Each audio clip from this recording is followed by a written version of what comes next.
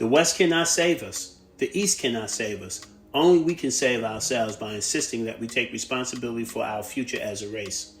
African people must take responsibility for the development of Africa as well.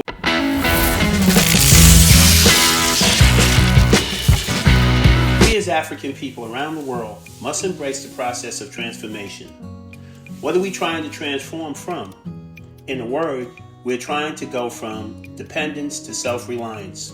We are trying to transform from a people reeling from the effects of slavery and colonialism. The damage done to African people from these two events and the psychological baggage they created is what has been holding us back. Now, it should give all of us great hope that by the grace of God, we have always been a strong people. That great strength has always been rooted in the fact that we as African people are deep believers in the Most High. As African people, our faith has been reported to be the highest in the world in the idea of the Most High. And when you find African people who do not believe in God, it is there where you'll find the most damage of African people. I'm a firm believer in the Most High, God, and in my many travels to Africa, I've found that African people, for the most part, adhere either to Christianity or Islam. Many have integrated ideas from their own cultural religions, but nevertheless they identify as Christians and Muslims overwhelmingly. Understanding both of these religions allows me to draw from the wisdom in both of these traditions. From a religion of Christianity, we get the statement in the Bible that says, "Be ye transformed by the renewing of your minds." The idea of being transformed by the renewing of one's mind is a profound universal truth. So if we want to change ourselves, we must first change our minds. We must change the way in which we think. We must grow into an understanding that unites us as African people.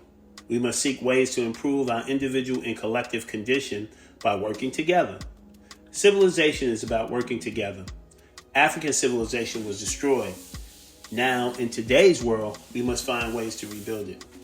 The world sees African people as one people, and our history is united. There is very little difference from enslavement or colonialism. Our problem is the same all over the world. We have yet to come together to solve these problems. We have yet to come together to solve our collective problem.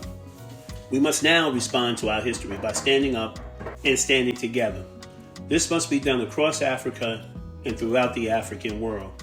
African people, Black people must understand that we can recover from a history of oppression, but we must do it by bringing an end to psychological dependency on non-African people. We must learn to depend on ourselves as African people to solve our problems. We must reject the divide and conquer strategy used so effectively to oppress us by conquerors. They wanted us to hate each other and love them as our enemies. We must resist the temptation to see each other as other than ourselves. Africans in the diaspora have had the unique experience of historically being stripped of their many tribal identities as they were being packed like sardines at the bottom of a slave ship. Some, way over the Atlantic, during the Middle Passage, they realized that it didn't matter what part of Africa they came from. It didn't matter what tribe they were from. It didn't matter what tribal language they spoke. It didn't matter what religion they followed or where their people came from. It only mattered that they were Black and that they were going to be enslaved.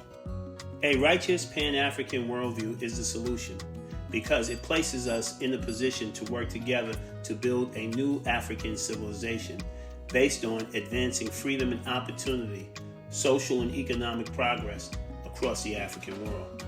Only by working together and responding intelligently to our history can Africa and African people rise to a high place of dignity and respect around the world. The West cannot save us. The East cannot save us. Only we can save ourselves by insisting that we take responsibility for our future as a race. African people must take responsibility for the development of Africa, as well as the places African people live in the diaspora. It is we who hold the power to determine our own destiny. We must shake off all negative indoctrination aimed at making us believe that we are incapable of managing our own affairs. The divide and conquer strategy that was used to drag Africa down and enslaved our people must be defeated by a strong, functional unity among the enlightened people of Africa and their descendants around the world. We must focus on our own problems and prioritize our own existence. Let us make this an African century, where African people transform from dependency to independence. Africa has everything it needs, African people around the world have the human resources that will create a new world where African people have harnessed the power of their own minds. We can and must create a more just and beautiful world. This is your brother, CC Blackman, asking you to like this video and to subscribe to the channel. And asking you, as always, to remember, it's African Renaissance time, and that time is now.